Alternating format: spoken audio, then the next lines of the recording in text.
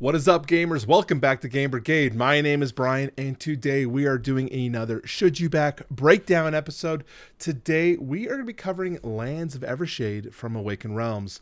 This game has come in hot, already breaking over $3 million, and a lot of people are talking about it.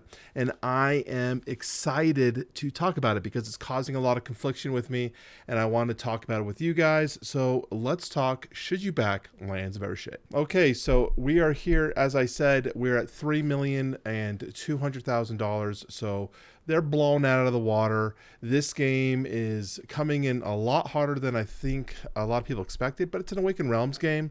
Awakened Realms generally does really, really good when it comes to crowdfunding. Now, I'm going to be upfront. This game has a lot of cool things that I like in board gaming. So I'm a little bit biased in terms of the way I'm going to be describing things, or sometimes my excitement level when it comes to it. I'm going to try my best to be devil's advocate, as I do, where I try to say like some things might not be worth it, or maybe talk why something might not be something I would go for. But do know going into this video, I'm already kind of biased because there's a lot of things I like about this game. So with that, let's talk Lands of Evershade. What are the reasons why I like this game? Well, first off, this is the closest I've seen in a lot of different attempts from board game companies at a true RPG-like experience on a board gaming space by a board gaming company with the ability to create your own characters, doing a really interesting job of choosing your own adventures.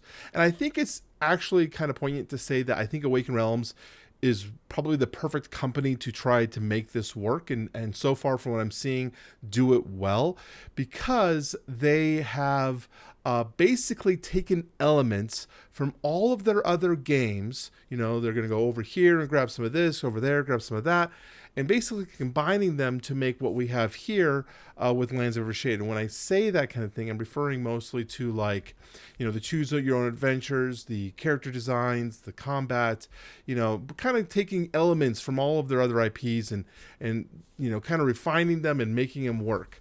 And I remember when I played and I did my prototype plays for the newest Tainted Grail, there's a lot of elements I see in this one that make me very excited because I really liked that game. But this one looks a little bit more tactile like feeling than that one did. That one you don't even need the cards, like you just play the storyline.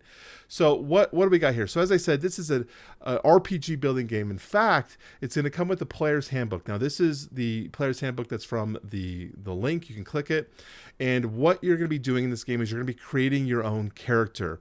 There's several different ways you can do it. You can do it by rolling a random dice. They'll have a D12 dice here. You can roll it, or you can just choose if you want to do that as well. I would probably personally choose my race to be what I want to do. But with this game, there's a lot of infinite replayability where you could do whatever you want to do if you want to do some random stuff. So you'll choose your race, and then from there you will choose your origin, which is kind of cool. You can, and these we'll talk about why these matter. So here's some origin, some races. Then you have your origin, or they call it the early years here.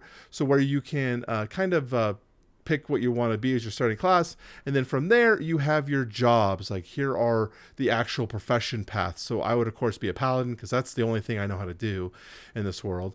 And then also if we come down here to chapter 8, after they kind of explain how these work and these different types of jobs that you can do, if you wanted to, we're gonna go to chapter 8. They also have these pre-made characters. So if you're not really up to designing your characters, that may be a little bit too intimidating for you, you could always just pick a character here that gives you all the starting information that you need to just get to the game right away. So I'm really impressed by that. So think already standard RPG in that realm. You're also going to have a lot of choose your own adventures as you're going through the storybook. It's going to be presenting to you different types of encounters or things to make a decision with. And based on your character, your early year decisions, your profession paths, it'll have these different types of checks that you're going to do, very reminiscent of the Tainted Grail game that I played. Will say, if you have this, do this. Or if you have that, do that. So that's kind of cool. So your decision paths will matter. And there are pretty good branching trees here for those paths. There's other games that I've played that promised these branching paths, but it always branched, but always came back to a single head. So it didn't really feel like it mattered what you did because it always came to a single ending. From what I'm seeing right now, but of course I haven't played it, it seems like the branching paths do have a little bit more impact into what you're going to be doing. And then from there, you can kind of see on the screen, not the best, but you can kind of see here is the large world, what you're kind of exploring. And then when you go to an encounter based on things that'll happen, you'll zoom in on the right side here, which is kind of like a snapshot. Okay, this is actually the conflict you're going to be doing. Deal with this encounter. And from what I've seen, it looks like you could have a lot of encounters based on your decisions, or you can go with a lot of missed encounters based on the way you decide to play the game and you progress through the game. So that's the idea. Now, talking about the gameplay, let's talk about the campaign now and what we're going to be looking at. First off, the reason I kind of held off on doing this on day one, there was things that I wanted because I saw when I read through the player handbook, I was a little disappointed in the lack of amount of options we got. So I was like, man, I hope they're going to be doing more. But here we go, day one. They're already popping out new stuff. So we got some new races. We got a new, I believe, a new origin here, the Fadeborn. So I like that they are already kind of building out our available options here for us to play. So that was really cool. They are not doing, I guess they kind of are doing them. I thought they weren't doing monetarial, but it looks like they do have monetarial. But they're also doing daily reveals here with every second day plus additional ones. So that's cool. I actually like that. I prefer that better. You can always go down here to reviews and playthroughs and check out what people are talking about. I really enjoyed Alex's video on this. Is kind of giving his opinion. Also, a lot of people are liking the shelf side video. I haven't finished watching it. I'm like maybe a minute into it. I'll watch that later. During the trades and highlights, this is basically giving you an outline of what to expect based on the pledge level that you're going to get in terms of the quality of the insert and the components. I think this is a great way to break it down and get a good idea of exactly what you're going to be getting between the standard edition and the special edition and the mini versions and all that stuff. And then Sundrop. People ask all the time, what is Sundrop? Is it worth getting? So Awakened Realms, I think, was maybe the first company that kind of really pioneered this design, which is basically a shadowing or a shading effect that they're putting on their minis that they do in the factory. Now, a lot of companies have tried to do this after the fact, trying to copy them, and they've never been successfully, have done it as well as Awakened Realms has done. I would actually, hold on one second. To kind of give you an example, here's kind of my Sundrop version. This is actually a prototype of the game because I sold this game. But that's an idea of what a Sundrop miniature kind of would look like. But you can see here with the photos, they're identical. So this is just an inking that they're going to put on the miniatures to give them a little bit more detail, to make so all those little fine things pop out a little more. If you are planning on painting your miniatures, don't buy this. Save your money because you're obviously going to cover this. This is for people who don't want to paint their miniatures, but they want to have a little bit more, visible pizzazz on their stuff rather than just gray plastic. So it's great for those people, but if you're planning on doing any sort of painting, skip it. All right. Now maybe I should learn how to speak English. They do have some exclusives here. They'll only be available through backing. I would really highly recommend looking at some of these things because this is kind of the reasons why you pledge now and whatnot. But let's go ahead and look at those pledges. So they have a few pledges here they're going to talk about. Some of them are good. Some of the stuff is probably the most backed one, but there's stuff in it that I'm like, I wish there weren't there. So first off, we have the standard edition. This one is basically going to be a mini Sans mini, so just standy version. You're going to get all the gameplay, you get the stretch goals, and you get the core edition, and you could always add add-ons if you want to do that later. But this is not a bad price, $80 for the standard edition. I could see a lot of people doing that. But here is the special edition version, which is going to come with those miniatures. So you're going to go with miniatures and other premium components, all added into this pledge. This is probably the one that I would recommend if you're looking for a budget-conscious version of this game.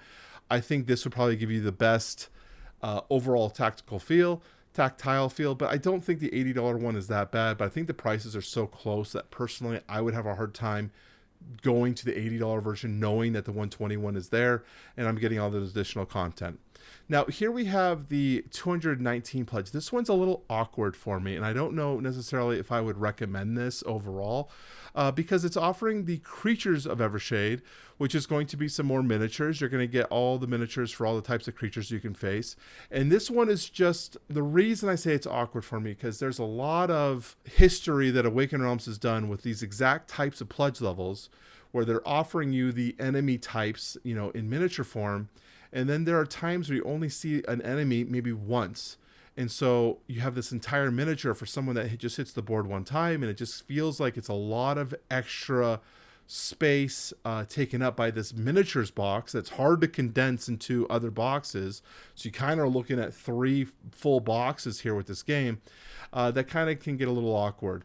So I don't know necessarily if I love this pledge based on my history of Awakened Realms. Now, this could be completely different. I haven't played this game, obviously, so I'm only going off of what I know with every other game that Awakened Realms has made that's offered this type of pledge level. You're also going to get the acrylic pack here, which just changes all the tokens here to acrylic, which I do like. I like that feeling.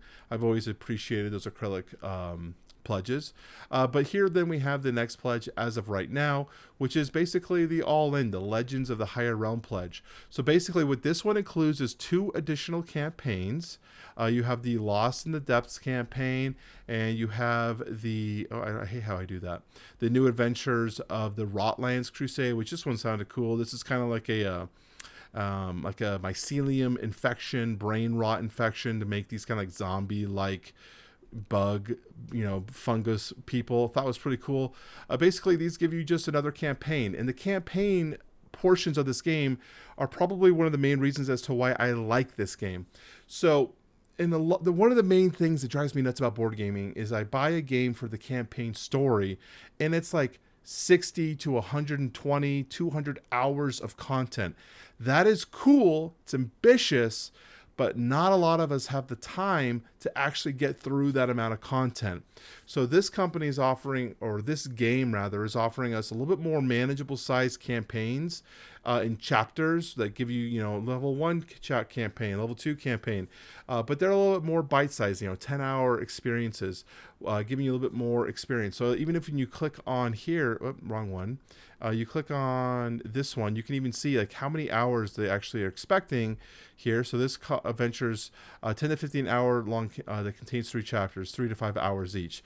So that gives you like a good idea. Okay, so this is going to be adding about 10 to 15 hours to my overall gameplay, but I get a whole nother adventure, getting more cards, getting more adventure stuff, more things to deal with. I think that's cool. I think it's a really interesting way that companies are kind of doing this. And they did this also with Stalker, which I've yet to play, but I talked about that when I did my Should You Back of that one as well, and I thought that was a really good change into making things a little bit more palatable and easier to digest for us gamers, so these don't just sit on our shelves forever unplayed, because we're not wanting to get into another 100-hour, 120-hour campaign. So this pledge, though, also has some awkward bits into it that sometimes add in things I wish they weren't there, such as, for me, the deluxe dice and dice tray. But maybe I'm kind of an odd guy here because I have a bunch of dice. I've been sponsored by a dice company here on the channel before, so and I collect dice, so I don't really need this, and I also have a ton of dice trays. So this is a $30 add-on that I really don't want to pay for. But in terms of pricing for dice, it's not a bad price for a set of dice like this. It's actually not a bad price for these premium weighted dice. So just know that, because like if you're gonna get like a premium weighted dice there for just like a 7-pack of dice, you're probably looking at $45 on the mini side for a premium set, upwards to $80 for a higher end one. I keep doing that. Next thing, you have metal coins, just replacing the coins with metal coins, $15 add-on there. And then you should have the acrylic pack. Yeah, so you get the acrylic pack. So basically deluxifying all the content, making this, the pledge to end all pledges. So what do we get? Again, we get the 2 bonus add-ons here. You get those creatures, you get the acrylic pack. I think most people are pledging this one. Here, 4,480 pledges. The standard version has 615. The one that I was saying that I think was a pretty good value here, 4,000. So that's actually pretty good numbers versus the all-in. And then the awkward pledge, yeah, 1,200 people back in the awkward pledge. I just think this one's a little interesting. And if I wanted to, if I really think it's a, you know, in terms of parsing it out, instead of jumping here at 320, it might be worth to take a pledge here and just add on any add-ons here in the gameplay section or even cosmetic, and saying like, is it worth just getting the basic pledge and maybe adding on here a, you know, a single campaign? I think that there is some value there, but again, it's going to be up to you guys to make that final decision. So let's go ahead and take it back to my big old head here and give you guys my final thoughts. I also didn't talk about shipping. Shipping is usually pretty good, but let's see, 24 to upwards to $47 for the all-in. So that does get pretty pricey there at the $47 range. So overall, this game was really exciting to me. It had a lot of features that made me be like, you know, come to attention and be like, okay, I like that. Okay, I like that. But there's also a lot of games coming out right now that are heavy hitters. We already talked about one last week. We got another one coming, which I got a prototype for, just came in from Into the Unknown. So we got a lot of big games that are all coming in at once. And sometimes it's hard to justify, like, where are we going to putting our money? So I would take a real hard look at this one and be like, okay, am I actually going to play this game? Is this a campaign game? Because campaign games, but I don't know what it is, but they drive the most revenue, it seems like. But sometimes they are the hardest to get to the table. Don't know what it is, but I personal know for my own fact, right?